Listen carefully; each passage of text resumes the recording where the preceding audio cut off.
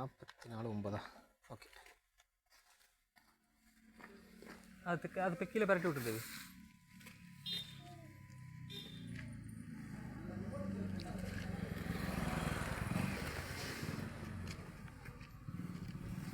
கருப்பு இது அதிகமாக இருக்குங்களா? ஐயோ, கலக்கிற அளவுக்கு இருந்தால் போகுது.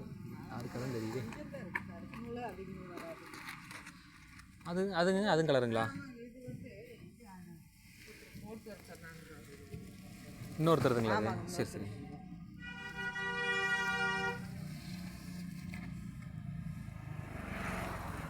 இவங்க பச்சை மலைங்களா? இவங்க வேற வாக்குங்களா?